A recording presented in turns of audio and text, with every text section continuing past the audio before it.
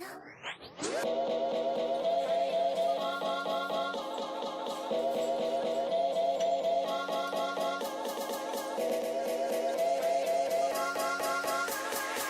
now for my next number, I'd like to return to the classics.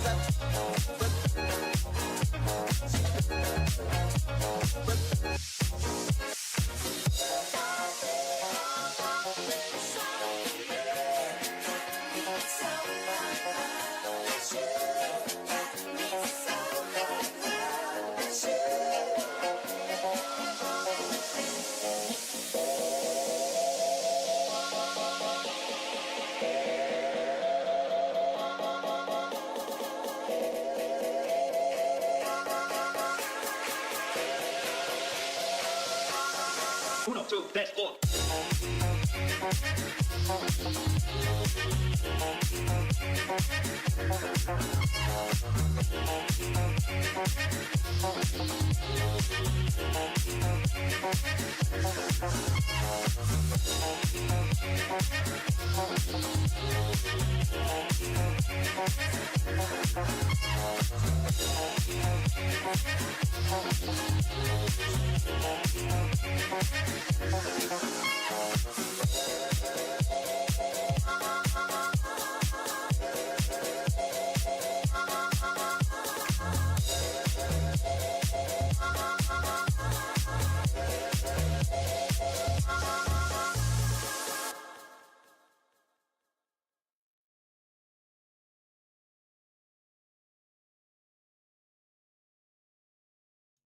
And hello. And let me get this music on now before I forget like I usually do.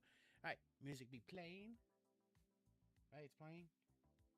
It's always hard to tell sometimes. The track I choose usually like have a lower starting. There, okay, yeah, it's going. Okay.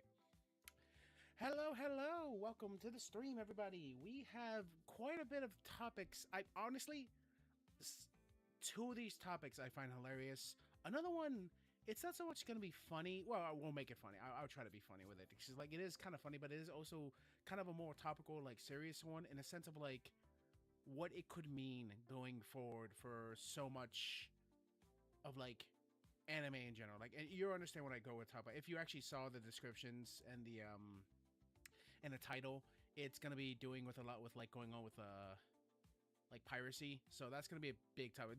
Piracy will truly never leave the discussion surrounding media, whether that be mostly around anime right now, since piracy is a huge issue to a lot of like prevailing like actual studios and companies in those fields, of course. So again, currently my co-host is experiencing some issue. He's away from his house. He's at his uncle's place. He went to Mexico to hang out with family and watch the Mexico versus England game, which I saw too, of course, rooting for Mexico the entire time, and sorely disappointed by the end of it. Oh, the fucking England scored 2 goals on them within like the first like 15 minutes. That was just, God, that was just so disheartening. And then like my mom kept saying like, no, they got this, they can do it. No, my mom kept saying like, no, they got a 2-point lead. It's gonna be so hard for them. No, they can do this. Cannot hear. What?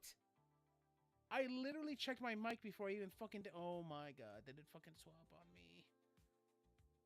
No, it says my mic's connected. What? What do you mean you can't hear? I'm confused. It shows my mic is connected, and I'm speaking through it.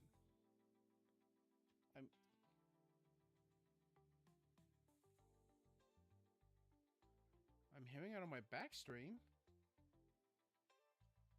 Are you sure you can't hear me? Am I speaking too low? Is that the issue? Let me turn up the sensitivity a bit. Okay, hopefully you'll be able to hear me a lot clearer then. I'm not... Again, like, it sounds like I'm coming through, but if I'm not, you gotta let me know, and hopefully I can fix it. Okay, so co-host is out of it for right now, so I'm just gonna continue the show on my own. So, kind of going into it, I guess no more derailing is really necessary. Like I said, watched the Mexico versus England game. England won. Sad, but, you know, we still got, you know, good old USA still inside the game. They play off today at 10, so I'm going to be probably checking out that while working on some stuff. But yeah, so let's go into it. So there's a few different topics to like kind of go into. And the first one is kind of a very funny one. Like I said, so here we have Japanese students hacks Bandai Namco. A mere 15-year-old teenager was arrested in Japan after orchestrating a devastating cyber attack against the renowned anime platform Bandai channel using a ChatGPT artificial intelligence. The student created a malicious program that forcibly canceled subscriptions to over 46,000 users. The attack was severe that it faced the company to temporarily suspend all its services. Incredibly, the young man confessed that he harbored no resentment towards the company and had taught himself programming during elementary school. So, again, this story is just hilarious. This kid, self-taught. If we should take his word at his word, he was self-taught in programming. Used ChatGPT to help him create a virus or something, a way to actually hack into Bandai, and then for some reason used the program to like make 46,000 users unsubscribe. And again, he says he harbors no ill will, so it was just a test that you wanted to conduct to see if you could do this. And again, I'm not saying that's not possible. Like, of course, he just wanted to test out, see if he could do it. Sometimes, a lot of the times, we monkey brains just say like, what do if we use rock to smash into bigger rock, you know? But like at the same time, it's like, I feel like there was probably some, because like unless like you're back. Yeah, welcome to our first Anime Mondays of July. Hooray. Was it?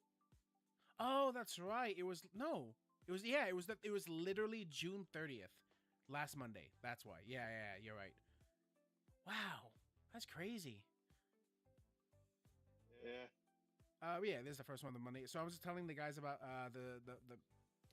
now they said it's hard for it to hear me, or they can't hear me. I checked it. It sounds like I'm coming through. I don't know about you though, so can you give me like a quick 1, 2 test? Test 1, 2, 3. All right, give me a sec to see, because there's like a delay.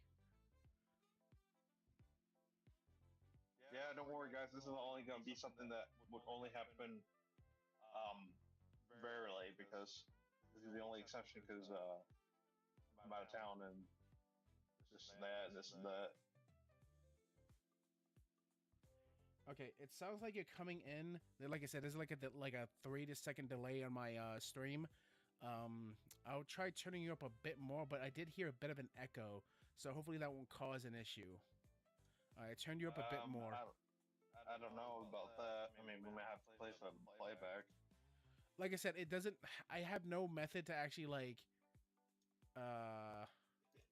No other method. Like, there's like a stream delay for me. Anyways, so I was telling them about how like a 15-year-old Japanese student in high school used ChatGPT to help him make a program that hacked into Bandai and made over 46,000 people like unsubscribe.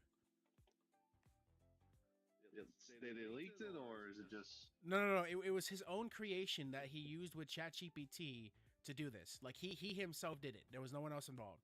Just him. Oh. Yeah. So he did that. So they just... Go ahead. They caught wind of it, and then they just... Yeah, like, the moment it happened, Bandai went into, like, fucking, like, critical mode. And I guess, from what this says, is that they basically suspended all their services. and I guess the police were like on this guy's tail afterwards, and they found him and they have him under arrest. Which is crazy because there are literally laws for like that specifically to protect them. So, and Japan is very like, like, like that you can be put away for so little in Japan in some cases. So like basically this is a cyber attack. One hands down is a cyber attack. So this guy could be put away. Actually, I'm curious now.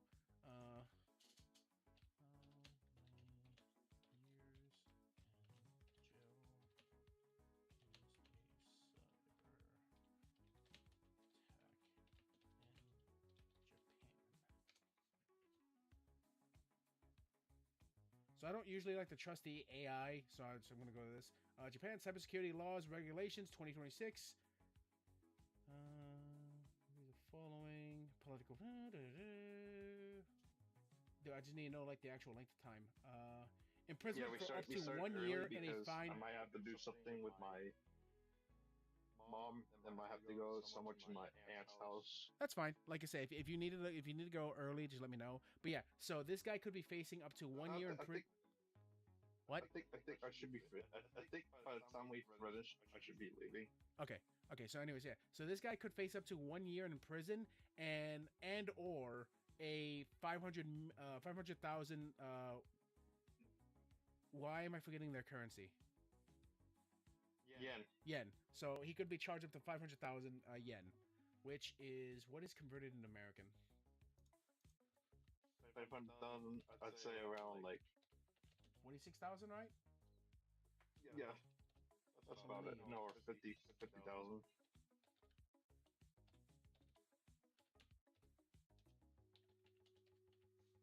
US dollars. USD. Wow. Man. That's only $3,000? I mean, that's still $3,000, but like, I didn't think the actual. Oh, you can actually see the actual like drop. How far down the actual yen has gone down. It went back up, and then it started dropping back down. Why? Why is there such a dip? Japanese yen. Yeah, Japanese yen. Has been pretty. Well, I heard it's been going down, but I didn't think it took such a dramatic like tilt downwards. Why? Yeah, it did. That's crazy. Okay, but yeah, that's only $3,000. But again, that's still not like comparable to what they earn over there. So like again, like to them, like a snack bar or something could be like around 5,000 to like 10,000 yen. Their coins, and that would be only like 50 cents for us. And no way in hell you can go to any fucking cash register and buy like a Snickers bar for like for 50 cents. That shit don't exist no more. I think that as someone who like actually works, yen. Huh? It's like 100, 200, or 300 yen. Yeah, but like for us, like I said, like it's. I think the cheapest I know of that we sell in, at least in my store, is like around $1.29, and that's one of those like those small half Snickers and stuff. The ones that are like, oh, you want to watch your calorie count? Here, this Snickers bar is only 90 calories. And this way you get a little special treat, but still feel like a good boy for losing weight. I mean, I have those every so often. I remember we talked about last time about Arizona, how they just refused to raise the price at 99. Well, no, I mean, there's so many states right now that are raising the actual, like, one, inflation does exist, of course, but there are so many actual, like, places that are having to raise prices for. But the chairman even said in the interview that they refused to change the price to 99. They're gonna keep it 99 regardless. Yeah. I forgot what the reason what that was for. But anyways, so yeah, it's because he said that they were successful. That there are Americans that can't afford rent or can't afford anything. Well, yeah, but like, there's so much that goes into the whole rent control argument. I'd rather not get into that, but like there's so much, like especially like right now with the whole debacle that's going on in New York State right now, it's crazy. But yeah, so I have an article right here by Cybersecurity News, which I always love finding these like weird websites that I've never heard of in my life. So, but this is like the only place I actually found that was talking about this. All the rest was just like Reddit and Facebook and stuff. So, 15-year-old arrested over Bandai channel cyber attack using ChatGPT assistant tool.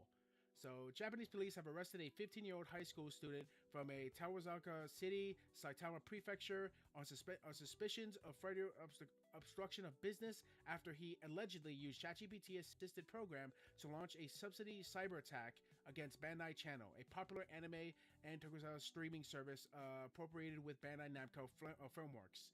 So, of course, there's a subsidy where they actually... I didn't know that. It's actually a streaming service. I guess that's probably only in Japan. Let me just double check that. Mhm. Bandai Channel.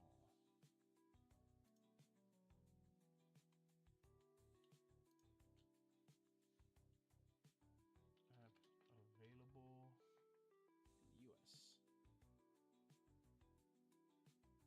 Okay, yeah, it's not. There's no official app for that here in the States. So I'm guessing that's like their Crunchyroll in a sense. But I'm assuming they probably have more like streaming service dedicated to anime and their TV shows, of course, than we would. So while we're stuck with Crunchy, they probably got like 20 different ones so they can watch whatever the fuck they want. But yeah, so where was I? Okay, investigators say the teenager who was still in his third year of junior high. Wow, so right here they said he was a high school student. He's a junior, meaning he's in technically it would be our middle school. So he's like a middle school. That's like high school level, but I don't know. No, junior high, technically junior high, because what they have is they have their starting, like they have their grade school, they have their junior, and then they go into junior high, which again is just like, you know, we call it middle school, but some places actually do refer to it as junior high school.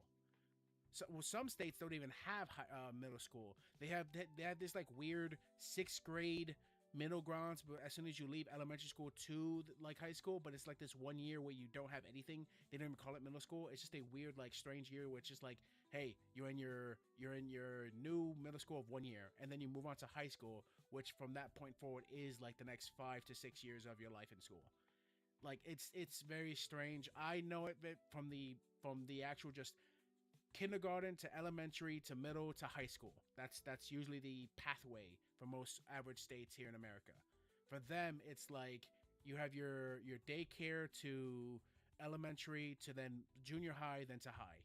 That's how it goes. And like I said, and their schooling is only like 3 years for high school. Most average, I believe, typical Japanese high school kids would graduate at 17, relatively around 17 years old. Yeah. Here, most of ours graduate at 18 if they're lucky to graduate at all. We gotta get. Well, I'm not gonna get into that again. Jesus Christ! I'm just here. I'm just reading too many articles talking about how like our fucking like kids are just retarded. I guess. Yeah, and it's gonna continue to be like that. It is, and I really wish like instead of just like tossing money at schools, to which I don't agree upon wholeheartedly. I think there is an argument to be made about giving more schools money, giving more teachers money, you know, increasing their salary. I do think there's an argument to be made. But I think just assuming by throwing as much money as you can at the school district and the board and everything is going to fix the problem. There's so much more you have to go into discussing that, not just from a school like standing, from a community standing, that I feel like will actually improve kids going forward. But again, that's like a discussion for another day. Yeah.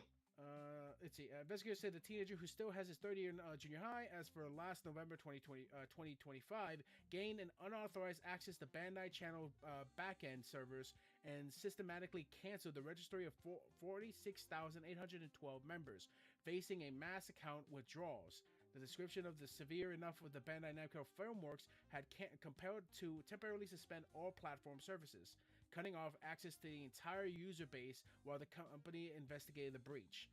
Okay, so I wonder how long it actually took them to figure out that where this cyber attack came from. I gotta imagine that this kid, again, I feel like this kid did just do it to see if he could do it. Like there was no actual like full through thought with that idea. I guess he just picked the target and say, yeah, let's do this. Because I gotta imagine, like, if he built the program to hack, he probably didn't have enough time to really figure out a way for the program not to be traced back to him, or to like use some sort of dummy account or anything. Because like again, it seems like they found him relatively fast. Yep. According to the police, the specific built a custom program using OpenAI's ChatGPT to automate the unauthorized access in the member accounts and forced account deletions on at scale. The case highlights a growing trend of threat actors, including minors with self-taught skills, leveraging generative AI and lower the technical barrier of developing explicit scripts. And that's always going to be the case. Like in most arguments, it seems like most tech industries that are like competing, that are using their time to create firewalls and security programs to actually, like, combat AI, are always playing catch up. We are always playing catch up to these people who develop ways to kind of systematically go around our services, our systems, our operating services, and it's just us figuring out new ways to basically combat that. And then the person who's doing it are just like, okay, we'll just figure out another way around it. Yeah. It always just kind of hurts the middleman. I find this funny because, again, this kid, like, again, he says, I'm self-taught, and people are like, what, he's self-taught, how could he do that? I'm like, dude, there's like 1,000 upon thousands of like how-to videos on YouTube, on Google, like forums you can read about. It just takes the person with the right amount of time and enough error and like, again, that's how many people, like, people forget that there was once a time period where every guy in like the 80s, 90s, and 70s was a do-it-yourself type of man who literally was the handyman of his home. Now, was it always perfect? No, but these guys took time to understand. In Hey, fact, they used materials that would be illegal today. hey, Dula, your audio is super low. Thag, we hardly hear you. What? I keep turning it up.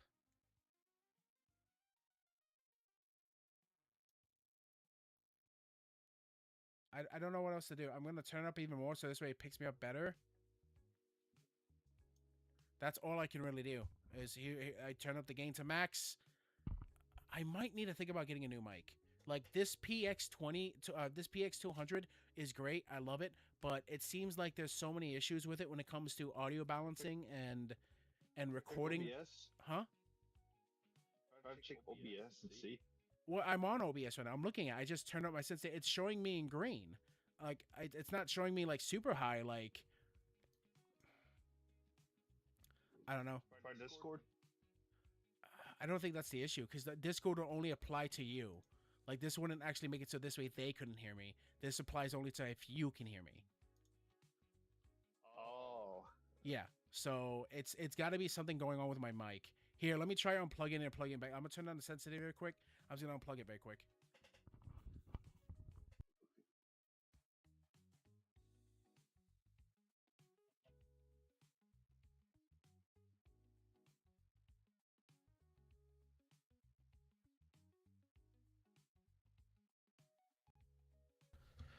Okay. Yep. Yep. Okay. That was the issue. God damn it. See, that's another thing why I think I need to get a new mic. Now it's spiking in the yellow. It's for some reason the mic will randomly, if I don't, if I like don't use it for like a day, right? If I don't talk to anyone on Discord, if I'm not recording anything, or if I'm just not using the mic at all, the mic feels like, okay, going into shut off mode now, and then it will just like, when I turn it back on, when I like start up any program that requires an audio, like it requires a mic, it fucking just breaks and I have to unplug it then replug it in. No, again, yeah, it's the mic. I don't know what's going on. I don't know if it's the cable, if it's the input, or if it's the mic itself, but it's been having, it's a good mic. There are some, it's really good quality. The problem is, like, one, it has this weird thing with pops. Like if I speak to, if I use too many P's and stuff like that, it pops.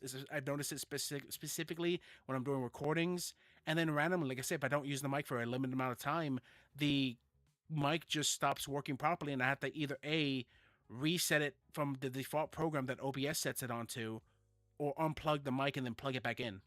So I think I'm just gonna have to bite the bullet and invest the money in the what is it? Yeah, the PD 400X. I think I might have to get that one next. I didn't want to get that one, huh? So are you saying it's not as good as your old mic? No, my Yeti was good, but the problem is my Yeti, I had to finagle it way too much because it was old. Like, you got to remember, that Yeti mic has been with me for years, literally years. Back when me and my friends used to do podcasting and gameplay channel that we had.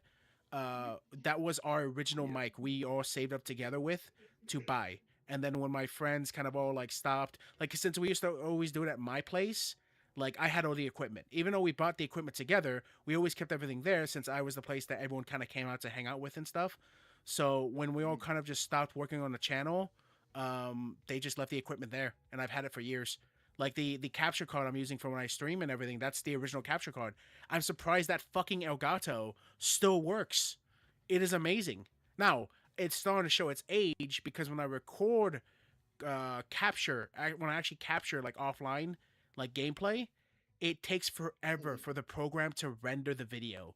Like if I play for just an hour, it would take like over 2 hours for the video to render, so this way I can properly use it. And then there are times when it doesn't render at all and the actual program just breaks. So while the capture still works well, the actual program I use to actually capture the footage and for it to actually like begin rendering it so this way I can use it for future like, edits and stuff, that breaks. So I think I need to heavily invest into getting a new capture card and a new mic. I think I'm gonna go with the PX400 next time.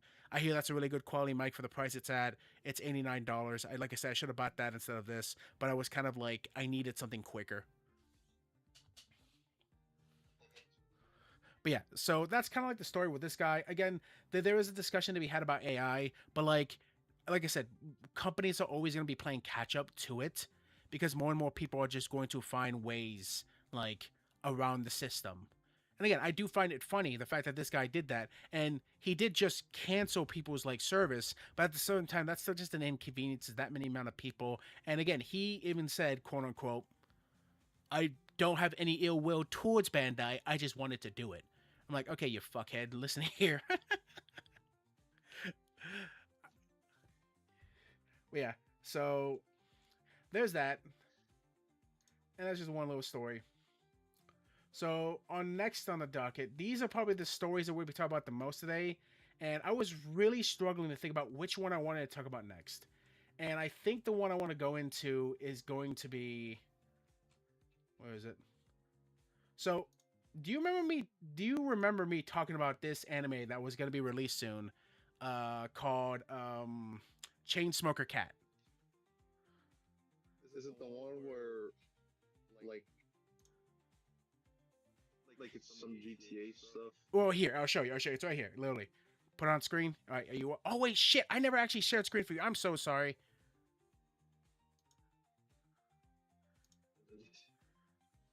There you go. Can you see? Actually, right here. Let me fix it for you. Oh yeah, I could. I saw it. Put it back. Yep.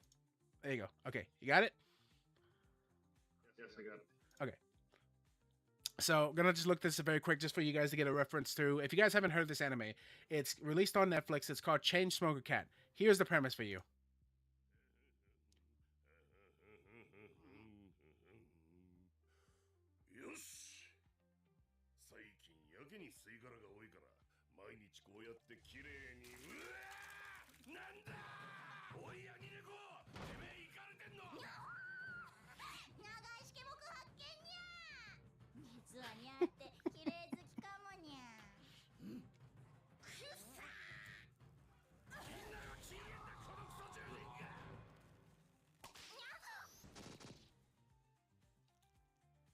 Literal shit.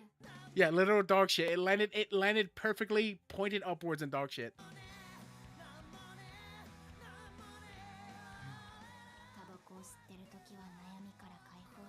Because it's not weed. Well, okay, it's not weed, but come on, hon, it's cigarettes. That's not exactly anywhere close. Like one's gonna get you high, and you're gonna be a little lazy about for like a while. But realistically, you don't get addicted to weed. Weed doesn't have the same, like, weed doesn't have THC that really gets you addicted to it. There are some retards who actually like, oh man, I'm so addicted to smoking every day. I'm like, you're not addicted to smoking every day. You're just an asshole who wants to be lazy. There is no real method to what I've read about, especially since I have a friend who like smokes weed and he actually does like he actually has a farm that he grows it on and everything. You don't really get addicted to it. Nicotine, you can easily become addicted to it, especially if you have those preconceived like conditions that some people actually have for addiction. And it's not just her. It is multitude of other cat girls who have like different addictions. Like one's addicted to alcohol. One's got a problem with like substance abuse. What they're trying to do. Huh? I see what they were trying to do. Yeah. So the entire premise is So here's the premise. You're in a ward where humans and cat creatures, beast folk, exist. Now I haven't actually watched the anime because I don't have Netflix anymore. But I've been looking into it a bit because the moment this anime got announced, I was curious because I'm like, okay, I could fuck with this because it did look funny to me.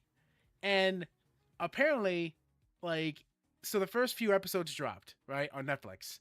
And immediately, the anime makes you sick to watch. The anime adaptation of Chainsaw Cat Yanni Neko completely devoured viewers after the airing of the first episode. Many users dropped the series within minutes, claiming that the extreme filthiness of the character and their surroundings provoked a deep disgust to them. Although they praised the undeniable animation quality and the sickening level of detail under the illustrations, the grime made the repulsive overweigh any narrative enjoyment. On the other hand, series fans defend the work, arguing that it perfectly captures the absurdity and raw essence of the original manga. It's so well animated that it makes you sick, literally. So, I thought when you showed this to me, I was thinking about that one other anime where it's just like violently cartoony. Can you give me a better description? Because that's a lot of anime. Like it was like all happy and this and that, but it was like a jeep, but it was like going like it's like going the streets of LA. How violent it is. When did I show you this? What's up? When did I show you this? I'm not remembering what anime this is. I don't think I've mentioned. I don't think we've mentioned it before. Oh, okay. But yeah, so literally, so okay, this divided fan. In the hood, it was like in the level of like you're like in a hood. It's all violent as shit. I don't know. I guess we'll have to look that up later. But yeah, so literally, as this says, and when you go down the comic section, that kind of proves their point. There are a multitude of people arguing back and forth why this is terrible and disgusting, and why this is funny and great. And I've never seen such a. I mean, I don't know why people are complaining about it. I mean, hell, Well, they're complaining about like as you saw in the fucking trailer, she like literally shot fucking her cigarettes into shit. What the fuck is it? Maybe it's too forward. Yeah, she shot her cigarettes right into shit. And again, they're like, that's disgusting. And again, that's not even just that. So I don't think I can actually show it, but I have this clip right here, right? So this is within the first 2 minutes of the anime. I'm going to describe to you what happens in it. I'm not going to show it to you because I don't actually think I can on YouTube. So the first instance is he's out here, or I can actually probably show you the beginning.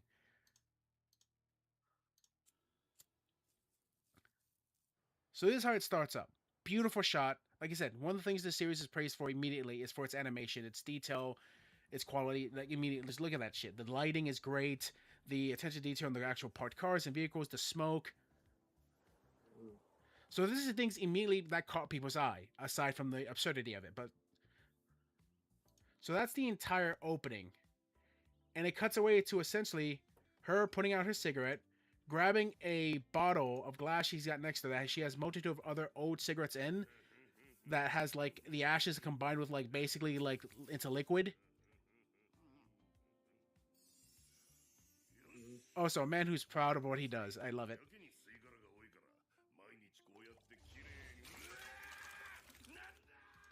So that's the first bit, right? That's not what had people like sold on. So she gets herself messy right here. So she's covered in like the actual disgusting juices. He comes running up to her apartment building, and as you saw in the trailer, catches her as she's undressing. So he's like gets all flustered and busy, and he leaves to go hit his room. She then finds a cigarette in the trash bag, fishes it out, and is like, woohoo, I got another full-length cigarette. So she's about to smoke it. But then her stomach gets achy, and she's got to go use the bathroom. I can't show you the rest, because literally the next scene is the landlord's in his room masturbating because what he just saw, and he's cursing her while doing it. And then with her, she's hovering over the toilet, shitting. And I don't mean like a like one turd. I mean she's fucking liquidly diarrhea shooting into the toilet. That was me too. I started laughing, but no, Not gonna lie, based on the description you gave me, I would love to watch this. no, it is hysterical. It is so foul, but in like, I love all of it when there's anime that has this gross out. but again, like, but this is what's driving people away immediately. This is what's making people like, that's gross. I don't want to deal with that. I just like watching the level of videos in Bucket or Ren and Stimpy. Well, yeah, there's always going to be an audience for like gross out, gory humor that's done, I guess, for lack of a better word, tastefully. That's my kind of thing. Well, yeah, like again, I can point to several of our own like shows that do things like this on the same level of raw like humor that basically is supposed to make you either grossed out or feel uncomfortable. Again, we grew, me and you probably, well, most likely me, I'm not sure about you, but I grew up with a series called Happy Tree Friends online, where literally was just killing these. I remember that one. Well, yeah, you had Happy Tree, and I don't even go to internet culture, right?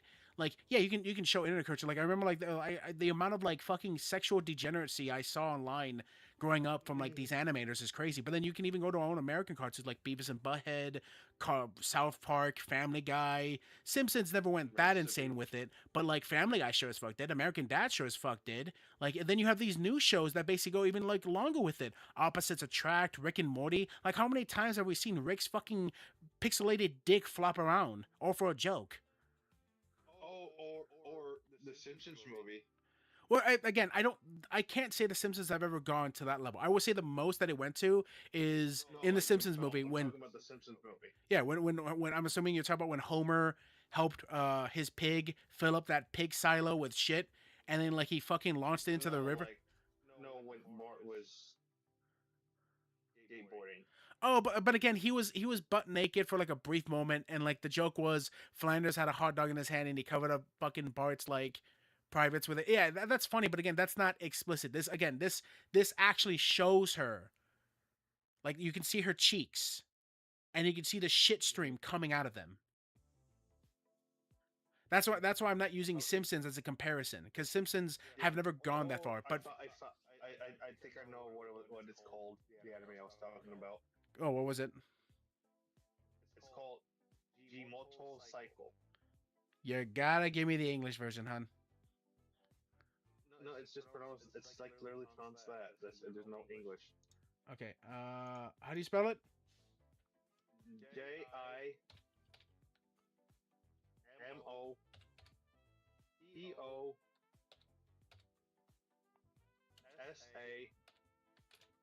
Wait, am I separating the, oh, S A. Okay. IKO. Was there any separation in any of those words? Like a space? No, it's Jimoto space Cycle. That's what I was asking. Was there a space? Yes. Oh yeah, this series that I brought up. Yeah, the one that people were getting mad about. Yeah, where it's literally like basically like these kids and substance abuse, and again, same concept. Like almost. It's like some Boys in the Hood or GTA stuff. Yeah, it's like these kids living in a fucking fucked up world where there's like drug violence and like all this crazy shit. Yeah, no, and then, well, people ragged on this too. People didn't like that. I would definitely like to watch that one too. But yeah, no. So literally going back to this again, the reason why I did bring up the Simpsons because the Simpsons never went that far. It was adult humorish, but it never went too crazy with it. Simpsons never needed to rely on gross out humor to make itself funny. And I'm not saying like that's bad for a show to rely on that stuff, but it has to be done in a way that like either caters to the narrative or is again, a show I like to point to that was like very smart in its writing and would use gross out humor sometimes is Duckman from the 90s. Duckman is a great example of a show just like that, where it shows you like the depravity and like the lawlessness of like how society can become, and how one character can become so nihilistic and just like downtrodden because of like his life that he is just a shit here to everyone he meets. Like I fully recommend it. If you guys ever have a chance to watch an old cartoon series from the late 90s, watch Duckman from like I believe it aired on Comedy Central back in 1994, 1995. Good show. Really good show. I don't remember his name, but the character, George Costanza from Seinfeld, he voices Duckman. But yeah, so, Yeah. but like, here's the thing, right? So not only did it divide like our viewership, but Japanese people are dropping Yaneneko. But it's not because of the drama or anything. Many are saying it just can't watch it because the anime is too gross. Nobody's heavily criticizing. Which I don't understand because the anime that we were talking about. Well, again, it's looking at two different wheelhouses. One is about a bunch of like cutesy little girls, and you give them guns, you give them drugs, and you do crazy shit. Nothing from those trailers have we seen, or nothing from what I've seen from people talk about it, involve them like seeing like characters piss and shit themselves and all that stuff. Right? There's a difference between tolerance of like seeing blood or seeing shit. That's always going to be a thing you have to kind of weigh about. Like again, some people are fine with gore. Why not be? I know that Ren and Stimpy is like a good example of its gross out humor. Majority of the times. What is? Ren and Stimpy. Ren and Stimpy is that area where like I feel like the creator just really enjoyed making as much absurdity as he can because it wasn't always gross out humor that really got people. It was just the fact that like Ren and Stimpy had no real clear narrative. It was like you can put these two characters into almost any position, whatever you wanted at any point in time, and then everything else just kind of like fell apart from there in a sense of like how the world worked. And then basically have that one episode of both Ren and Stimpy literally being a fucking old man to death. Yeah, exactly. But that's what I'm saying. Like in one episode of Ren and Stimpy, they could be spacefaring captain and cadet and going to like planets, or they could be back in like 1600 Italy making Pinocchio out of fucking molasses. You know, these scenarios are just like here's a scenario, here's a scenario. You know, what if, kind of that idea. You know, there was never really a through line outside of a few times where you saw Ren and like hell. Ren and Stimpy at one point own a house. You see them in the house. You see that Ren would go work and stuff. But then another episode, you see them at the dog pound getting picked up by a little girl. Like there was no clear idea of what these two characters were and how their world was. It was just jokes after jokes involving like these crazy scenarios with crazy girls out humor and crazy like things. That again, that same creator made a show later that was about like these weird aforementioned superhero group, and that show was just even more disgusting. Oh, Power Toast Man. No, Power Toast Man wasn't that just a character in the actual show? I don't remember. It's been a long time since. Yeah, I'm pretty sure Powder Toast Man was just a character in the show. And I'll talk about these as being like other superheroes and like not in the same universe, but drawn exactly the same. It's just, yeah, I remember watching on Kids WB. It was horrendously disgusting. Which one? The it's made by the same creator. It's about like these superheroes who live with their mom, and like they go and fight crime. I do not remember the name. I think I remember hearing that. Yeah, I do not remember the name. But again, like it just really depends on what your tolerance levels are for these things. And some people can justify it. It's like, yeah, I could take some gross out humor so long as the actual story is good, so long the actual characters are interesting. But the reason why people are like pushing away from this, I'm guessing, from what I'm reading from people, is not only is it disgusting, but this character sucks. And they're kind of judging on that. Other people are looking at it as like, oh, this character is funny, and I like the fact that like all this shit is happening to her, and she's kind of getting her comeuppance for it. Like again, she's lazy, like she can't hold down a job, she lives in poverty, and she smokes all day. Like that's kind of like the through line I'm getting for how she is. And again, I don't see an issue with that so long as the actual story itself paves the way for you to understand that that's how she is, and then depending on what the story can go for, like it could be she never changes the entire story and she stays this way, right? And then people will be like, yeah, that's awful. I'm like, okay, but then you have to give me a reason why you would like something like Rick and Morty or Family Guy or The Simpsons or American Dad, and why that is fine with you but this isn't. You need to actually give me like some reason to like, you need to quantify it to me. You can't just say it's disgusting and then move on. I'm like, okay, yeah, it's gross, but like, is that the main reason why you're leaving? Because if it is, that's fine. But if you're trying to tell me it's gross and like all these extra steps, it's just one of those things where I have to really break it down with people. I'm interested in the show, but the main reason why I'm also staying on to this topic about it is not just because Japanese people are leaving the series, but I didn't know this. But thanks to, or are they? Here it is. Thanks to Emerald Apple, as always, we got a bit extra context. So this isn't the first time Yakumi Niku, chain smoker cat, was attacked. back in 2023, there was a lot of online target harassment against Niara Factory, the creator of the story. The harassment got so bad, including an attempt to cancel the manga, to Konosuba, that's the company who helped produce it, had released a statement about it with threats of legal actions against most malicious. So there were people who actively trying to force the company to not only cancel this manga, but also sending like very crazy amount of threats against the actual author because how much they disliked his work. The company themselves had to come out and make a statement, say if this continues, we will like pursue legal threats. Like, and I have an article right here. Where is it? Is this one? No, where the fuck is it? Oh, god damn it! I pushed over here. Why? Wait, what's this? Oh, okay. Let me just move this here. So, okay. Karashasa vows legal action against online harassment targeting Yana Nico, manga author. In surprising turn of events, Kodanasha released a statement on September 7th, 2023, condemning the online harassment which targeting Nyara Factory, the creator of the manga Yana Nico, which is being serialized into a published weekly young magazine. Recently, they had a surge of hostile and harmful content aimed at the creator and those associated with the manga, Yarniku. The online attacks had extended across various social media platforms, including X, formerly Twitter. In their statement, Konosuba said that they were aware of this extremely malicious behavior and will be taking serious stand against it. The publishing giant added that they are currently consulting with their lawyers to take legal action against the cyberbullying. A rough transit of statement released by Konosuba can be read below. So this is the statement they gave Mao, and this is the actual Japanese where they actually like translated it so you can better understand. Now, again, there's always going to be people who dislike your work, and there's always going to be a level of harassment that comes from those who hate it. Like, we grew up on the age of the internet. We understand that people will be like, oh, I don't like your character. Fuck you. I'm going to send you all these fucking... Like, they'll start bitching and whining about it. But yeah, there's always going to be those assholes, right? But it's when some of that actual, like, amount of, like, it stacks. So if you got a few assholes, fine. If you got a bunch of assholes, yes. And I tell people, try to ignore it as best as you can. But then sometimes you just kind of have to. It's one of those things where you have to kind of like look at the situation and kind of deem it for yourself. What do I do here?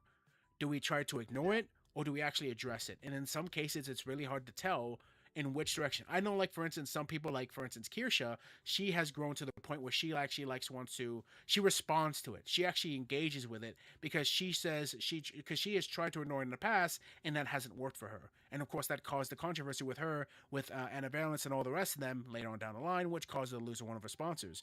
And a few other P creators, like, Rev Says Desu, and even to an extent like Chibi, they had been harassed constantly as well, to the point where they address almost everything that comes at them. The difference is how you decide to address the issues. I prefer never addressing the issues like a Chibi, because he technically kind of brings it upon himself sometimes for being just outwardly like, I'm going to send out this rage bait thing to rage bait people. And I'm like, yeah, bro, but then you complain later about the actual assholes who are attacking you. Maybe don't do the rage bait and just take it a bit more serious. That's all I'm saying. Like, again, I engage with a lot of people online. I do. Hell, I just responded to a few retards recently on my account.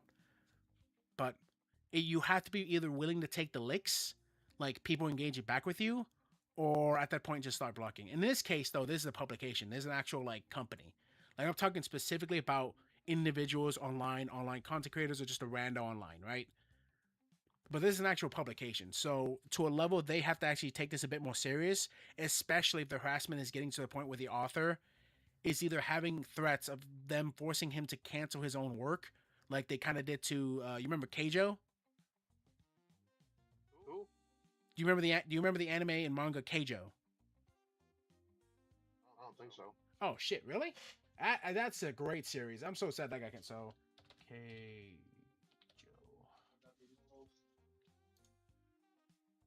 Right here. Oh, that one. Yeah. So this is a sports series where literally the concept is, yeah, it's I immediately thought to that one scene where they're like just like having an ass contest or something. dude, like the animation for this shit was top tier for what it was. Like, it was crazy, and so many fucking like feminists and keyboard warriors got so pissed off of this existence that they fucking trashed the company that was animating it, to the point where, like, not only did it get the anime canceled, like, after one season, but then the manga actually got canceled too by the publisher. Because it got so much backlash from the actual, like the you know how, like, there's been a big growing wave of feminists in Japan and other, like, Asian countries. Yeah. Yeah, it started to receive a huge attack by them, and, like, the manga just, like, kind of, like, fell through. It was like, yeah, we'll have to, sorry man, we'll have to cancel. So this guy, like, literally lost his series, like, halfway through its conception. I fucking love this series. I thought it was great. Yeah, it had a lot of fan service, but, like, it was action packed. I thought the rules were pretty great, and I loved the characters. All kind of accepting this girl right here. She had no real, like, reason for being there, but she had big tits, so it's fine. But, like, there's, like, multitude of series like that on if you look at so many, like, if you think about it for a second, how many manga do you actually think get canceled per year because of some incident, either involving, like, some sort of controversy of, like, this is too dark, this is too gruesome, this is too, like, whatever. Like, there's another series that I really liked, which was, like, the concept was amazing. It was like it was a reincarnated manga where, like, a guy and his friends, like, join forces to combat the demon lord, and he almost is successful in killing the demon lord, but then the demon lord uses a spell that basically withers his body away and kills him. He gets reincarnated, but as the child of the demon lord, and so he is now a child growing up in this, like, very power makes right kind of society in the demon lord's army, and they're slowly, like, pushing back the humans to the point where, like, almost humans are, like, eradicated. And so he's trying to get revenge for not only getting killed, but the fact that the humans are almost on the brink of extinction. So already that concept's like, okay, you got my attention. And not only does he find out the fact that, like, that this place is basically, like, only the power can, like, only those who are willing and strong enough can take power kind of society mentality, but he finds out his brothers and sisters all, like, are just like that too, and they're all competing to become the next demon lord, so they all want to kill each other. So not only does he have to, like, find a way to kill his dad, but now he has to combat his brothers and sisters to get to his dad. And again, this manga was very bloody, very gory. Like, it went into extreme detail of, like, how the fighting was and everything. And as I was really getting into it, I found out that it got canceled, like, 2 years ago. I had just found out about it, and I was like fucking, like, oh my god, this is great. And I was, like, reading every chapter, and I'm like, oh, but it got canceled. I'm like, oh. Do you want me to hold on? What's up? Oh, I heard someone in the background. Oh no, don't worry. But yeah, so basically, like, that's kind of like the end of that story tidbit. It's just, it's ridiculous. Again, I'm hearing what people are talking about, but I don't agree. Like, and then you even had, like, Mr. Obvious, like, begin to, like, actually argue against it. He's like, I will straight up say 100% I think this manga/anime is absolute trash. Don't like it, and I think it's try hard to insist upon itself. It insists upon itself, Loris. Pointless garbage, but I would never try to cancel it. And again, I can appreciate that. He has basically come on and said, it sucks, I hate it, I don't like it. But I agree, he doesn't want to censor it. He just will not engage with it. People get mad at me for talking shit, but I was talk shit because as a weeb, I was a little kid. Anime was finding revolting, not even because it was the content, but because the artist was fucking insults me. The manga/anime sucks, and I'll mock everyone who likes it, but there's no reason to try to ban, censor it. I agree with you. Nobody should harass the author for stop. And then Emerald responds, dude, why are you so angry about this anime? In terms of fiction and literature in this vein, it isn't even that bad. And again, from the clips I've seen, I don't think it's that bad. I think it's quite funny from what I've seen. That scene I described to you, I want to show you off screen because how fucking crazy it is. I definitely would. Yeah, so I'm gonna check it out. I'm if you guys are interested, if you guys can handle some gross outness, I would recommend to you guys too. It looks pretty funny. But yeah, so that kind of ends that little. Oh wait, no, that's right. I actually want to go into this. I also find it funny the amount of hypocrisy I see from these people on these accounts, because I've checked it out. Some of these same accounts that don't like this anime for being super gross and nasty and blah blah blah blah blah are the same people who have defended Supergirl and what it does. So or Captain Woman or no, but I'm no, saying Captain, not specifically Captain Woman, Captain Marvel. I'm saying specifically Supergirl because do you know what Supergirl has like been like catering to in that sense for its messaging? Yeah, So they've been saying like things like Supergirl could be messy, like women could be messy just as much men, and like throughout the entire movie, you that's see like some this. MCU cope shit right there. But like here's the thing, right? So in the movie, like both the director and the writers like love the fact that they wrote a character who like can be seen as just as like crazy and as like she doesn't have to act womanly. And you see Kara throw up. Ironic. You see her take a piss, and I mean like you actually like she's having a conversation with someone where she squats down and starts taking a pee in the movie. Like she forces herself to drink milk and then start throwing up. Huh? That explains why. But that's what I'm saying. Like they're No, but that explains of popcorn buckets. oh no, that the popcorn buckets. I don't know what the fuck that is. I don't know what the fuck they were. Guys, you guys need to see this shit. So if you guys actually seen the Supergirl movie or like heard about it, Supergirl.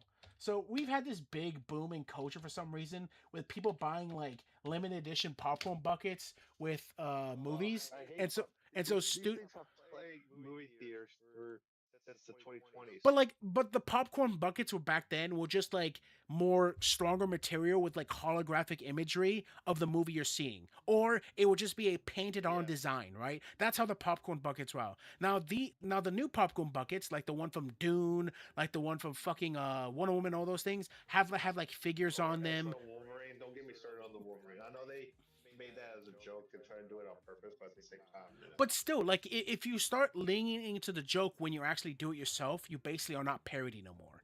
That's the issue. Like, oh, we're doing this to be Yeah. funny. I'm like, okay, but you're still selling it at the same amount of market price as the other and ones not, are. and not only that, but not only it's overpriced, but sometimes a lot of times it's not even like you're not getting a lot of the popcorn to begin with.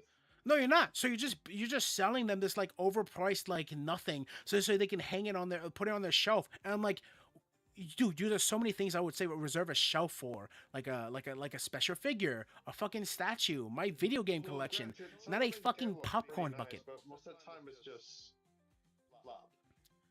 But yeah, see, but that's what I'm saying. Like, look at this. Okay, so this is the Supergirl popcorn bucket. What Oh, the God, fuck is this? I wouldn't be surprised somebody literally placed a stroker there. And what now? I heard this one is a joke. So let's say that one is the joke. Here's the other one I've been seeing go around. A popcorn bucket and soda with an interchangeable like figurine. It's just the biggest waste of money, dude. Do not. I hate this like weird popcorn bucket like. And yeah, here's another one that was shown about. The popcorn bucket is Lobo. Where are you putting your popcorn at that point? Oh, that's the one with the torso. But see, that's what I'm saying. It's just like literally, like yeah. Here's the full breakdown. Like here's everything you can see. So you have the Lobo one, you have the special boxed one, and then you have the nasty skin one that looks like a fucking fleshlight with the interchangeable figures on top. Who sat here and thought this was a good idea? Exactly. I don't even know why movie studios think this is. It's just ridiculous. This is like the new Funko Pop plague. I hate Funko Pops. I hate by the Funko way. Pops too. I think if you're gonna spend the money on getting a figure, you might as well like actually just get an actual figure. Like I got like 4 of them on my desk right now. As soon as I'm like in better position with my finances and I'm able to save up more money, I want to actually get this you know the anime Overlord? Yes. Do you know the character What? Shoutir? Do you know the character Shoutir, the vampire girl? Yeah. She has a great bunny figure that I have saved right now on my Amazon. I cannot wait to get that.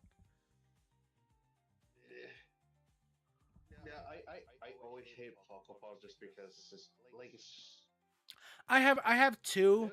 No, I actually have 3 because for my birthday friends would get me them because they know I was into like certain games and certain things, so they get me them as like a little gift. And I'm the type of person who doesn't throw away anything I'm given, so I still have them. They gave me the Funko for some reason the Stay Puft Marshmallow Man and Songbird from fucking BioShock Infinite. even though I fucking detest Bioshock Infinite. It's a terrible game. It's such a worthless fucking endeavor with that game. I was so hyped for Bioshock Infinite. In the box art looks generic at best. It's not bad. It's Booker like in the front with his gun and like with the American flag and shit. It's cool. It's fine. But like Bioshock Infinite was one of those games where I just like questioned the actual like idea behind it. With like I think it was just Booker trying to go get this girl from this place in Colombia would have been fine. But the additive like fuckery with like time and space and bullshit was just unnecessary. You didn't need to do that. Yeah. And then when you find out that spoiler by the way, when Comstock is just a different version of Booker DeWitt, and he became a born again Christian, so stupid. And then you find out the prime version of Booker when he got fucking baptized, like somehow is the reason why the multiverse started to split off the way it did. And so they had to go back and kill that Booker and do that whole fuckery. I'm like, no, that's stupid. How could that be the split in the multiverse? When like, oh, what if one Booker DeWitt became Comstock? What if the other Booker actually didn't become Comstock? And I'm like, that doesn't make any sense. That's not how multiverse theories works. God, I hate this game. And the plasmas were just useless. I wouldn't be surprised if Funko Pop would be out of business. Yeah. Well, no, I hear they're still doing pretty well. But anyways, But I don't think there's a bright future for Funko Pop at all. But what I'm talking about is like again, like look right here. I have an article by That Park Place. Millie Alcock says Supergirl teaches girls that it's okay to be bad and messy. So, in the upcoming Supergirl movie, already rises eyebrows after the star Millie Alcock describes the film as message as a way to suggest DC Studios may be learning heavily in modern feminist themes, a strategy that produces a mixture of results of best recent years. In the recent interview promoting the film, Alcock said, I literally just watched He-Man. I just watched Masters and Viewers last week. And then I'm not sure, but spoiler alert: She-Ra appears in the end credits. I'm like, oh shit, a She-Ra movie. I bet that's gonna be good. I bet that's not gonna have any. No, no. If it's made by the same creator, well, that same creator, she did Barbie, and now she's done He-Man, and I think she's been doing really good work with these old like IPs. The problem is, in comparison, Barbie did really well, both critically and financially. Like that movie made money, hard money. People went to go see it. He-Man, while having some critics like what it has to say and what it does, the word of mouth did it dirty. Like not many people went to see it. I think He-Man grossed only 50,000, like 57 million in its first opening weekend, which is not a lot for the actual like budget that film has. So I think He-Man may have made its money back, but you have to remember, just making your money back is not good enough. So it's possible, even though they introduced a teaser of She-Ra at the end of He-Man, the studio might not bite on a third film by these creators for another one in that, at least in that franchise. They may hire her again for a different movie, but they may not actually do another kind of Masters of the Universe IP. That's what I'm saying, and that would really suck because Master of the Universe is just not as popular as it once was. But that's what I'm saying. Like it like even though they did a spoiler, like a little teaser for her, there may not be another film. Or maybe just streaming only. It really depends on, like I said, it really depends on if they're able to convince the studio to back another film in that same kind of like weird, like IP area. Because like technically, She-Ra is it's a different universe than He-Man, but most people kind of consider She-Ra and He-Man within the same IP universe for the franchise. I mean, it is He-Man's sister after all. But that's what I'm saying.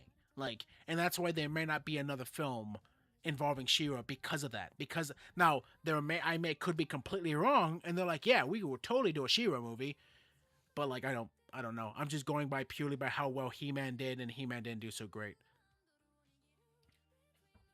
But yes, so as the article states, the comment of the spark debate. So Alcock said she hopes that young girls leave Supergirl knowing that it's acceptable to be a bit bad and messy.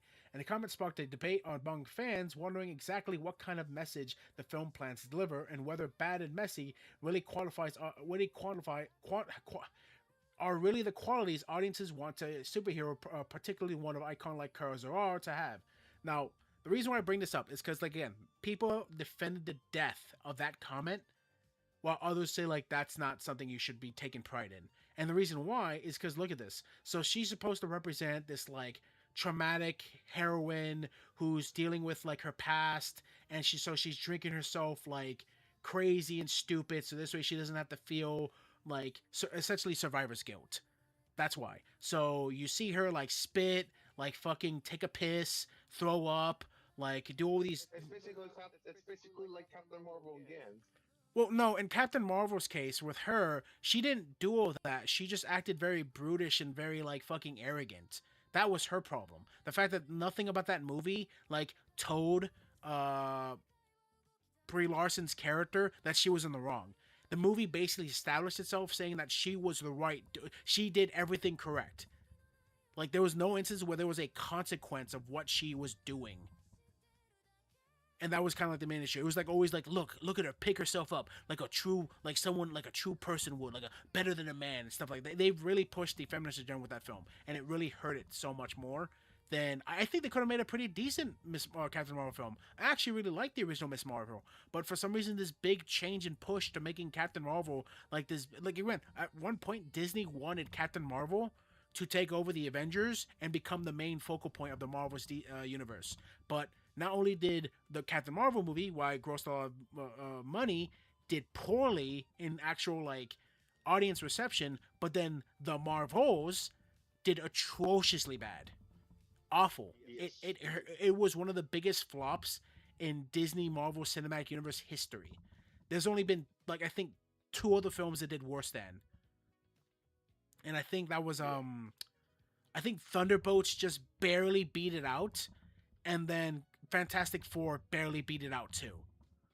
And that's not saying good things right there. That's awful. But yeah, so but the reason why so many people were upset with this for Kara, and instead of criticizing it, is because there was already an established character behind her and how she acted and everything. And what's even worse is this is based on a comic. But nothing about the comic is utilized outside of a few things in this movie. So people were really upset because in that comic, Kara just actually is more like deep and like self-loathing. She's not like fucking drinking herself to a stupor. She's not acting like a fucking like brutish like ugly dude. She's still a girl. She's just dealing with a lot of stress and trauma. And this, she actually is just an unbelievably fucking like disgusting person. Hey, Master, welcome. Hi. We were talking about Chainsmoker Cat, and I'm kind of using Supergirl, the new movie that just came out, as a comparison to like why some people are kind of hypocritical in criticizing that anime and giving this a lot of praise. Again, like I think It's funny because Supergirl really did very poorly, just like Captain Marvel. well, no, like I said, I think Supergirl actually crashed and burned harder than Captain Marvel, at least in that. Yeah, Like, not only that, but James Gunn is still James kicking his own Gunn ass. is literally going to be the death of the DC. I think right now, Yeah, the new owners, what's the I think video? Paramount. Drinker. I think the Paramount have to I think Paramount really have to think about what they should do going next, because James Gunn is already locked in for his next, I think, 2 films. So he's got locked on 2 films and a TV show. So he has locked in the next Superman. He has locked in the Lanterns, the Green Lantern show, and then he has locked in Clayface. But after that, he ain't got shit. So I think Paramount are gonna let him finish up what he's got going, and I think they're gonna drop his ass because this is like, again, people like to praise the fuck out of Superman, but that movie did not make its money back. In fact, that movie was projected to earn way higher than what it got. It's funny how some idiot say that that James Gunn found his Sam Raimi of Superman. Hell, well, maybe now because Sam Raimi is kind of losing it too. Like a lot of my, what had happened to all these old directors that I used to cherish and love? Like I'm saying that Superman, that James Gunn's Superman is like its own Sam Raimi equivalent of Spider-Man or some shit. Fuck no, not even Be really close. stupid. That movie was atrocious, dude. I don't know how somebody can make such a comparison like that. So okay, so kind of ending off that story. We have one more story that I kind of want to go over, and this is kind of going back to what I was talking about, piracy. So let me go here. Okay, so remember what we talked about a while back, talking about HiAnime and how it was shut down.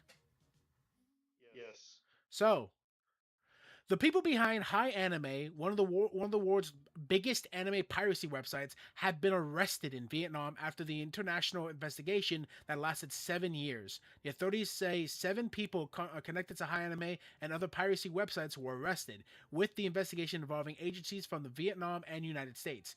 HiAnime, previously known as Zoroto and Anime Watch, shut down in March 2026 after becoming one of the most popular websites. So, yeah. So, literally 7 people. We don't know if there's more yet. There hasn't been much released yet, but we know 7 individuals who are involved with HiAnime have been arrested in Vietnam. So, oh my god. Yeah. So, and not only that, but like I have an article right here. So, operators behind the world's biggest anime piracy site, HiAnime, arrested following shutdown. HiAnime is officially over, following the arrest of the operators 4 months after the infamous anime streaming website shut down. The Alliances for Creativity and Entertainment, ACE, has officially confirmed that the arrest of several HiAnime members who formerly ran the world's biggest anime piracy streaming website. The world's only anime piracy collective power of motion picture associations (MPA) confirmed the arrest of the 7 higher members via the official LinkedIn account. The ACE applauds the actions of the Vietnam's Ministry of Public Security (MPS), in particular CO3, the Economic Crimes Investigation Department, and AO5, the Department of Cybersecurity and High-Tech Crime Prevention, in arresting and prosecuting 7 operators believing to be behind anime and related piracy sites. The social media post reads dated Thursday, July 2nd, 2026. This happened really recently, and we're just barely getting the information about it now. The shocking arrest of these HiAnime operators followed the sudden shutdown of the illegal anime streaming website in March. Although some behind the controversial anime website streaming services often hoped to have it could be returned in its original form or another. HiAnime officially announced that it would cease all operations nearly 3 months after going dark. Yeah. So anyone who had a belief that HiAnime would be coming back, much like Crunchyroll did, this kind of blew that little pipe dream up. Like, and again, we don't know what these guys' jobs were, if these were like the main like quote unquote conspirators behind it, or if they were like, what jobs they were doing, if they were just like, managing the sites and everything, managing the service. We don't know. We just know that they were a part of HiAnime and that they were located in Vietnam and they have been arrested and prosecuted now. Now, because of that, I'm actually curious. I looked this up earlier, but like, what is the amount of time one song can be jailed for piracy?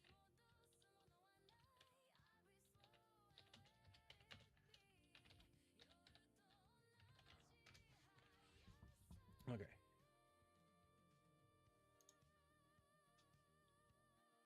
Oh, that's for foreigners. I don't want foreigners. I want the actual, like.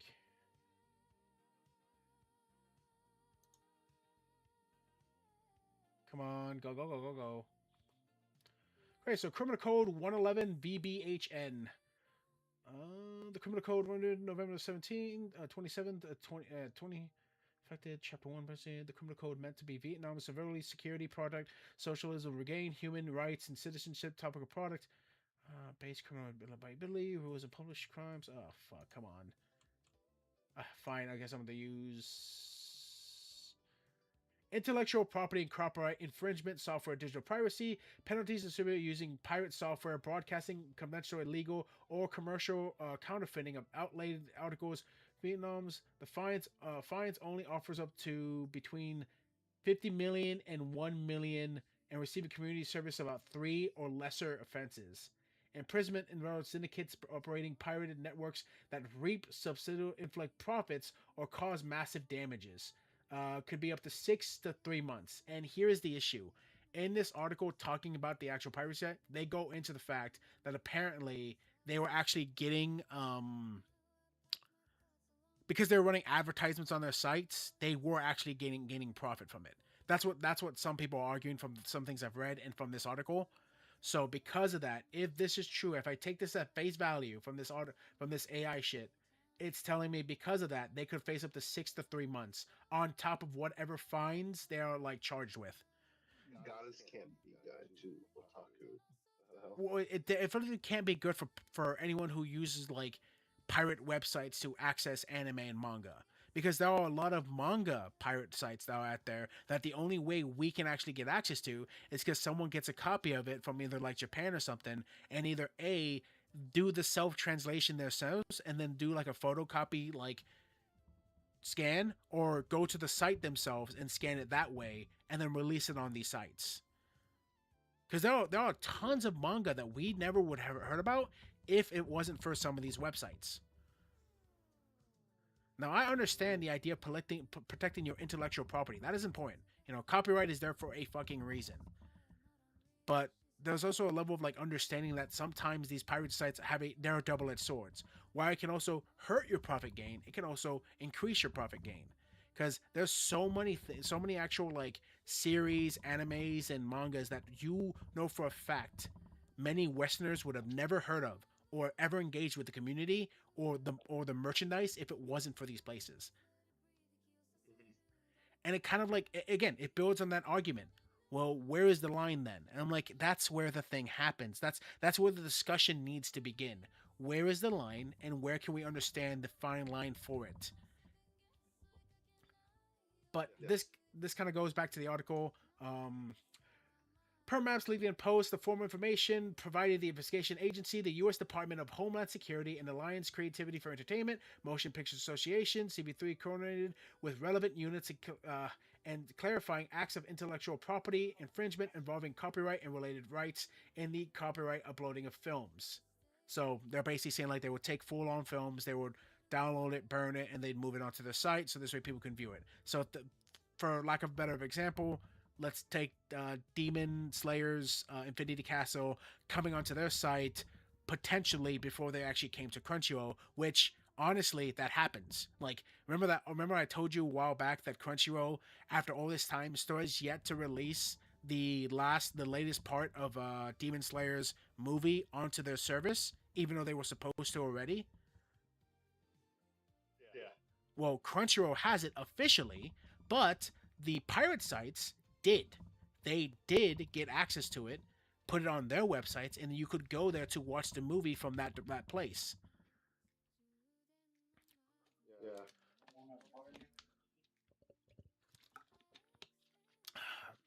Sorry, drinking some water. So, what was I? The absolute shutdown of HiAnime, just latest rapidly growing trend of illegal anime and manga hosting websites going dark. Thanks to the efforts of government officials in the US and worldwide, as well as Japanese copyright holders like Shishio Weekly Shonen Jump magazine, recently 3 of the world's biggest illegal manga hosting sites, Hame Manwako and Aku Manga, were finally shut down through the collaborated actions of Korea and Vietnamese authorities. These 3 particular websites have been on Never Webtoons watch list since 2023. That is not that long ago, my friend. It's no coincidence that the surge of arrests of shutdowns of illegal anime and manga hosting platforms coincides with the anime being viewed in a high profitable venture worldwide.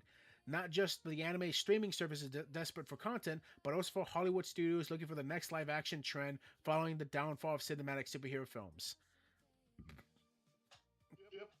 So essentially, they were adding that last tidbit in saying like, they're hurting these any potential like talks of like business deals for other companies by pirating shit.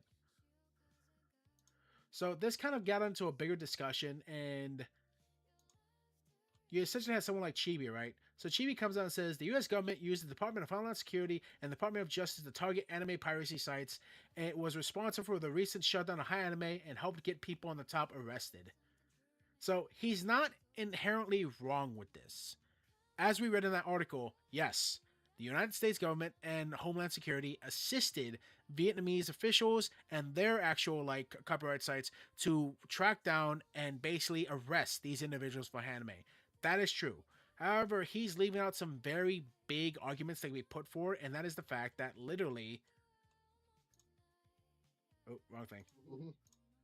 Toei Animation, the studio behind One Piece, is calling for stronger actions against anime piracy and wants more support from the Japanese government to protect anime rights worldwide. The company says piracy remains a major problem as anime grows more popular internationally. Reports show that anime now accounts for about 1/3 for Japan's total overseas content revenue, making it one of the country's most valuable entertainment exports. Toei believes that better copyright protections is needed so studios, creators, and production teams can earn revenue from their work. The company is urging Japanese government to collaborate more closely with international partners to combat illegal anime streaming service and distribution. So again, Toei, a very large company in anime industry, is pleading with the government that they should work with other governmental bodies, other governmental officials to crack down on piracy. So this isn't just a America thing. This isn't just a Vietnam thing. Japan, the place that this is coming from, actively wants to fucking take care of this too. And again, it's not even. You can say, well, that's just Toei. I'm like, you're right. That is just Toei. Social media users who knowingly widely share links to pirate manga and manhwa content could face up to 7 years in jail. The purpose toughened copyright laws have seen a maximum fine amount increase of 35K to 68K. This was something that was talked about, done by actual Japanese government official. I repeated myself twice there, but sorry about that. And then Korean Nationalist Assembly passed an amendment to Copyright Act on January 29th as part of the border effect to protect creators and media companies from illegal distribution.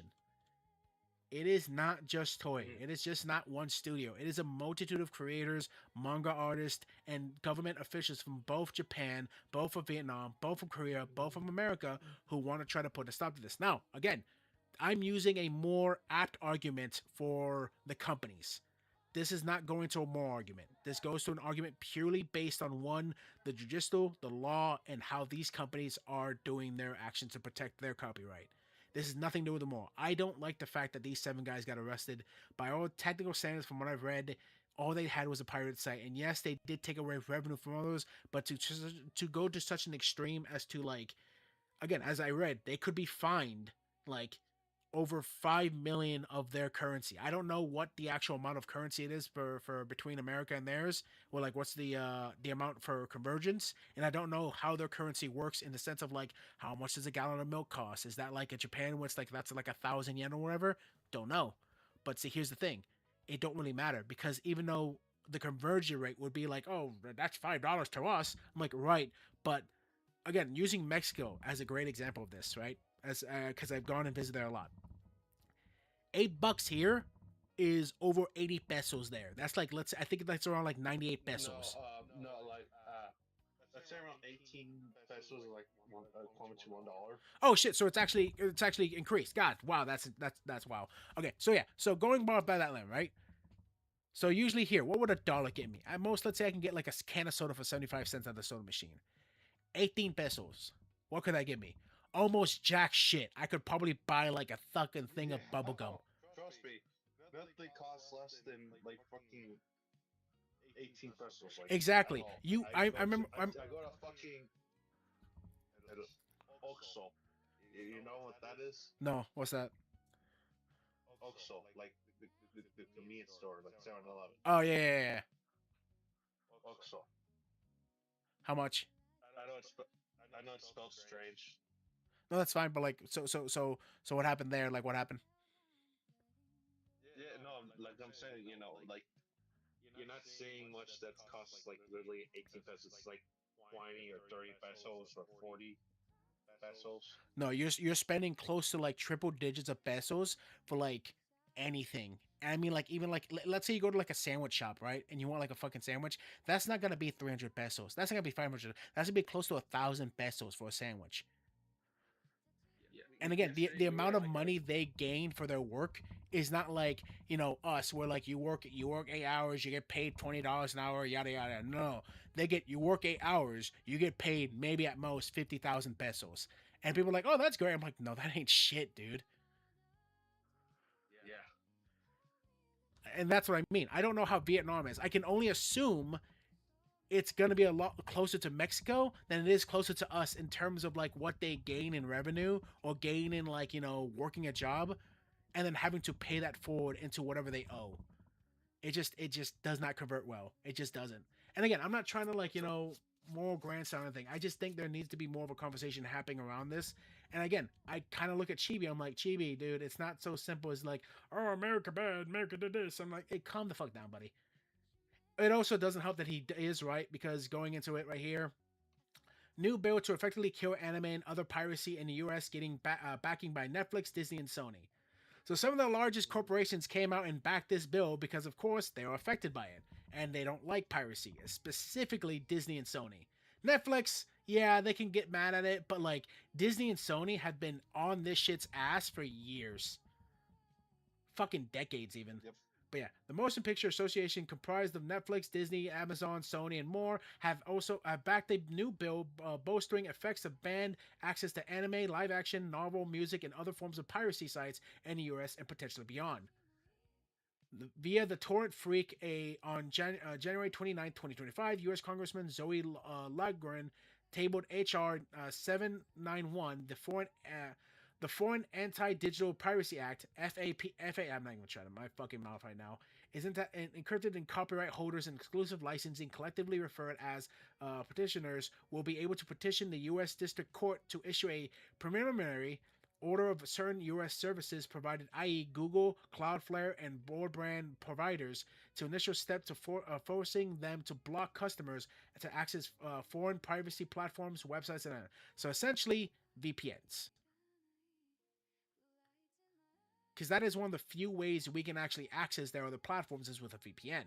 And again, this is where it kind of gets a little more muddied. And I'm like, okay, I think we have to have a serious conversation about this now, because like that's not something that's going to go over well. Because a lot of people use these VPNs to help actually get access to other forms of media they couldn't otherwise get here in the States. Like for instance, again going back to Mexico, my brother who shares a Netflix account with me, right? There are things he gets that I could never get. Like when I went to go visit him like years ago, I remember I was like actually like using Netflix to watch stuff on the way to Mexico because bored and I'm not gonna be doing anything else but driving. So I get there, and I just finished watching. I think it was How I Met Your Mother. Like I just finished the series, right? I get there. Not only does he have How You Met Your Mother, not only does he have Friends, but he has a multitude of sitcoms that one I never even heard of, and two I haven't seen on television or on Netflix in years. Like one of the things I was really surprised about. It's like you might other be used connecting to a different server, so that's why because there's a reason why a lot of VPN companies about that type of stuff where it's like part of it where it's like they promise like, hey, you can just watch different shows available in these different countries. So many, dude. So many, and again, I even checked his anime playlist because I was watching like when I went to go see him, like One Punch Man season 1 like had just come out like a year ago. So I was watching One Punch Man 1, and he was like, "Oh, sweet, you're watching this too?" I'm like, "You check this out?" I was like, "Yeah, I sometimes scroll through the anime crap and see if there's anything cool." And I watched this. I thought it was pretty cool. I'm like, "Oh, wow!" And then I started looking at his library, and he had like every Gundam series known to man on his fucking Netflix. And I was like, "This is bullshit. I got like 2."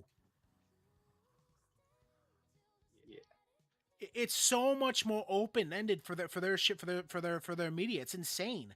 And I'm like, yeah, fuck yeah, I would love to get a VPN so this way I get access to all these shows. There's a lot of Korean like shows I would love to check out. Over there in Mexico, he had like this Korean show I watched for a while on Netflix that like got taken down. And like the way Netflix said is like, we're removing these shows for this X reason. I'm like, oh well, that's lame. Okay, fine, whatever. And I go over to Mexico and he's got it right there.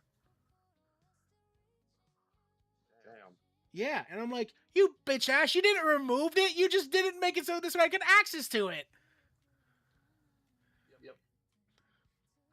So yeah, I'm not gonna cry over spilled milk if these companies get all fucking like pissy about this shit. But at the same time, there is like a level of understanding, like, yeah, you gotta protect your shit, but like we might be going a bit too far. And like it goes back to the pillars of which I was talking about. What I always like to bring up, the idea of like you to create a society that you want to work within the confines that you feel like will truly bring you happiness. And I say this because I don't believe that there's ever going to be a such thing as a perfect society.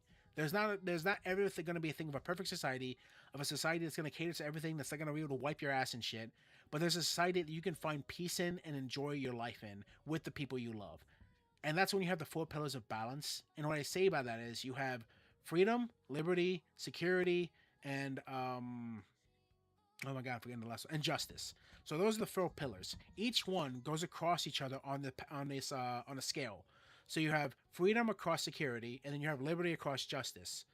And you have to weigh it out to make the argument, okay, I want more freedoms. I'm like, okay, if you want more freedoms, you have to reduce the amount of security you have in your society. Micro RGB color. What the fuck? Microscopic lights create colors never before possible, and I look magnificent. That fucking creeped me the hell out. Go away. God, I hate this place. I hate these like weird advertisements that just drop in on a bucket's notice for like some of these websites. Yeah. But yeah, like it's one of those things. And honestly, that was like the last thing we had to cover really.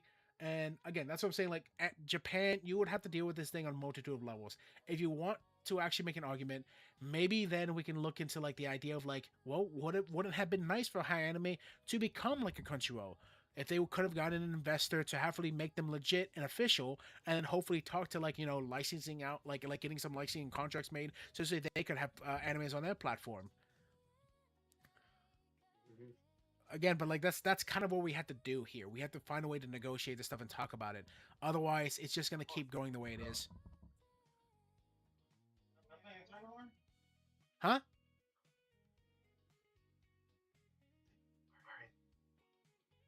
Hello? Yeah, I'm here. Oh, sorry. But yeah, that was the last thing I wanted to cover. There's not much else I want to say. That's literally it. There was a few more things I would have loved to talk about. The problem is the specific thing I was going to talk about that others would have been just as long as what we're talking about right now. And two, I need to do a bit more information on the researching of it because I don't want to like just talk out my ass on a subject that I'm not too familiar with. Yeah. Understandable. Like that's the thing, right? Some people like to talk about everything, and some people have the ability to. Some people are able to just kind of read an article or read like one summary of something and kind of get a understanding behind like the concept behind it. I'm not like that. I need to actually pave through like comment sections, articles. Like I have to like really like to help me understand something. I need a multitude of evidence and to proofread stuff. I can't just make an argument on something based on very little knowledge I have. And that's I feel like everyone should be. You should want to have at least a base understanding of a topic before you cover something. Yeah.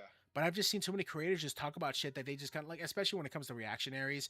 Too many reactionaries just watch people like Shoe on Head and like fucking like people like Freakazoid and just like barely talk, but then like going like, yeah, I agree. I'm like, yeah, you sure agree, buddy. Wait, Sean? What's wrong with Sean Head? I'm not saying anything's wrong with Shuan. I'm just saying there's so many more VTubers and people reactioning to Shuan's videos who literally I feel like don't really engage with what she's saying. They're just saying, yeah, I agree. I'm like, do you actually agree? Did you retain anything she just said? That's what I mean. It's nothing against Sean. It has everything to do with the fact that so many people are reacting more to her, and I just don't believe half these people are actually understanding of the actual topic of what she's discussing.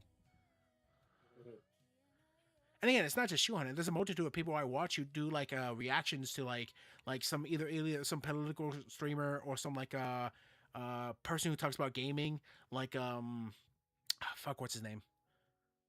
Oh my god, I'm forgetting his name. I check him out sometimes too, but basically people that kind of watch him and just they kind of like regurgitate what he just said, but in more simplistic form of it. And I'm like, so you're just parroting what he just kind of said, huh? That's what I mean. That's what I mean. Again, nothing against Shuan. I actually kind of like Shuan Head. I don't agree with her always, Like especially when I used to be back in when I used to like involve myself in a lot more in politics. I used to watch her. People like Aiden Paladin. I used to watch. I always thought Sean Hill was the more neutral, even though she was a lot more left leaning. Well, she is a left leaning individual, but she always came out with a perspective that allowed herself to engage with both sides of the argument. Like she's not a centrist by any means. She would take up a position and hold it. The problem is people didn't like her because she wouldn't allow her principles to be like tainted because the fact that something again, if someone on the left did something horrendous, most of the leftists would join in and be like defending that person. Shoe on head would be like, no, what they did was stupid. They shouldn't have done X thing. And then people will get mad at Shoe on head for calling them out. There's a reason why I have a lot more respect for Sean Head, even though he's like left leaning, and I don't like left leaning people. Well, no, but hun, that's why I tell you all the time. Like, it doesn't matter. You have to pay attention to what one says rather than what one says they believe. Yeah, and I always found Sean Head to be a lot more reasonable. In that sense. Yeah, but that's what I'm saying. Like, you can't always. It's like those people who just kind of mindlessly like check the box of D or R on the ballot boxes. I'm like, no.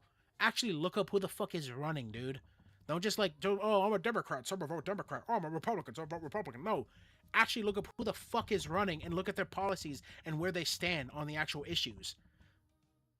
That's how you become a sheep.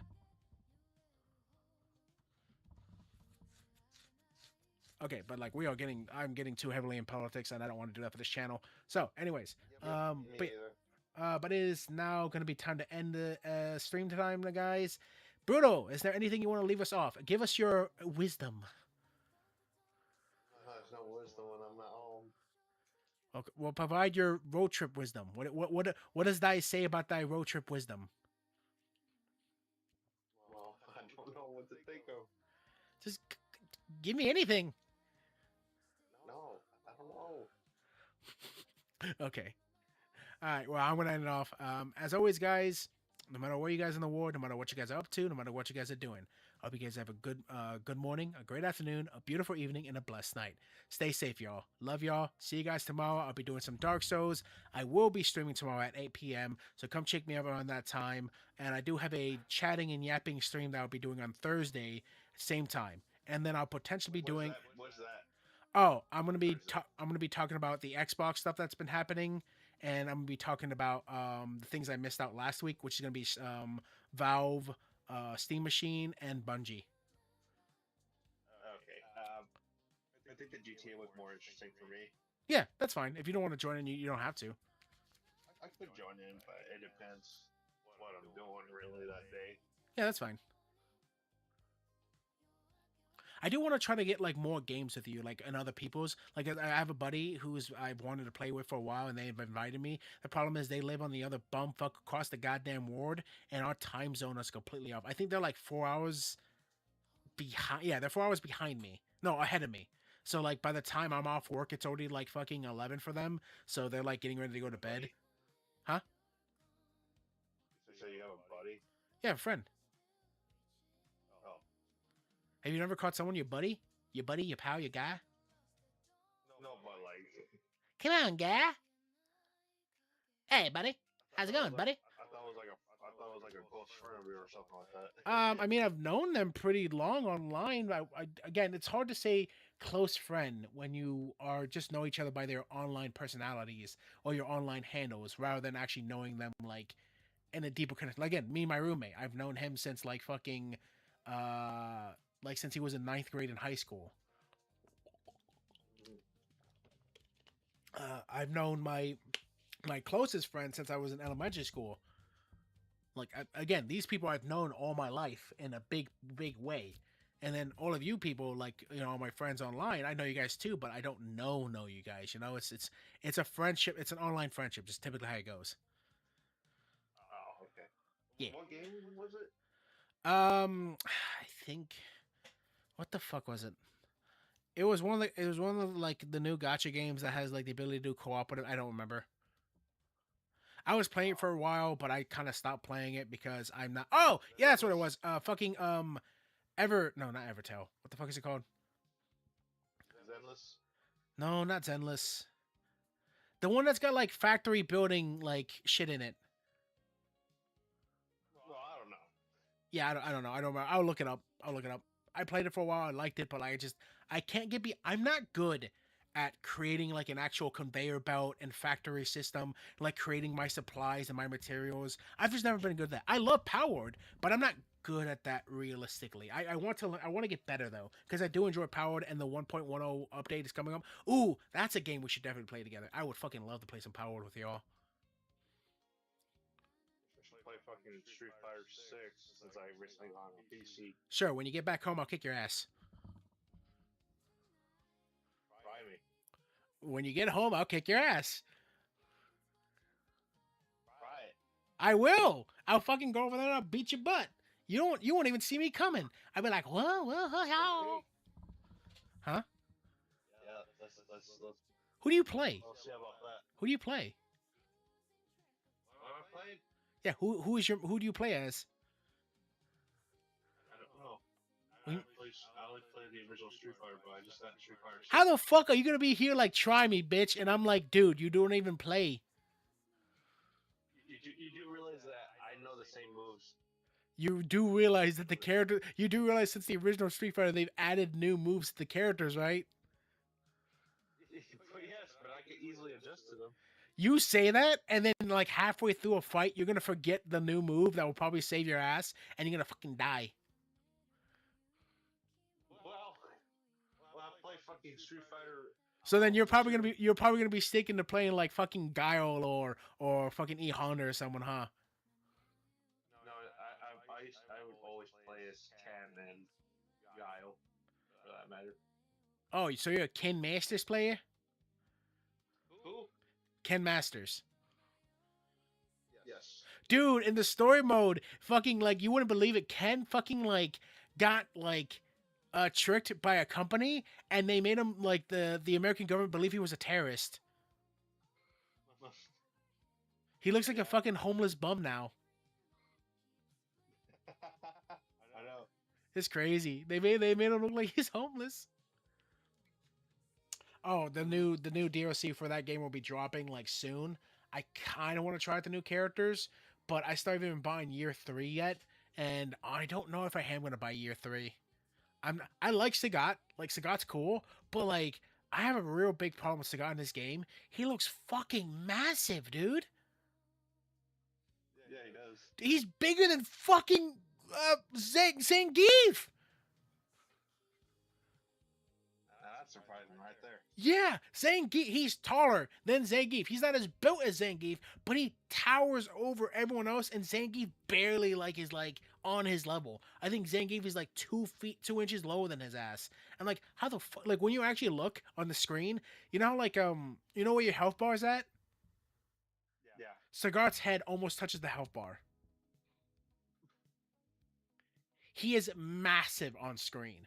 And I have such a problem with that. I need perspective. I'm sorry. I do. And it's really hard to gain perspective when your character is taking up almost the entirety of the screen. It is so difficult for me to play. Yeah.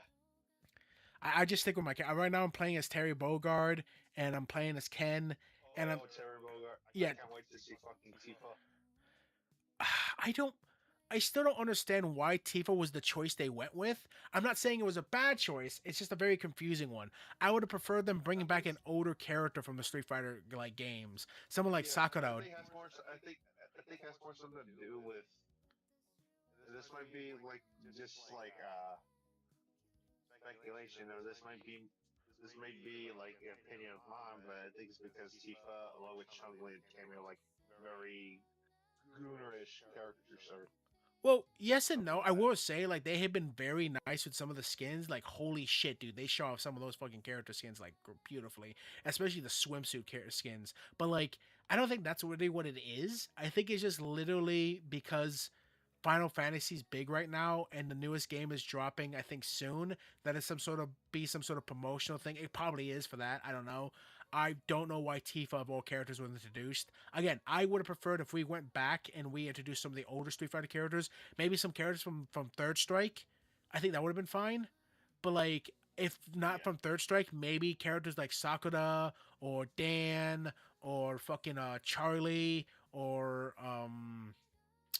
I know I know fucking Freddie Wong would not want it, but I would like them to bring back fucking oh my god, I forget Makoto. I loved Makoto. I played the shit out of Makoto in Street Fighter 6 Turbo. Not Turbo, Super Street Fighter 4. I thought Makoto was great. I fucking love her simplistic design and her straightforward like karate style. But like, I guess Makoto was too strong, and they don't want her back. Well, the Street Fighter community doesn't want her back. I would love to have her back.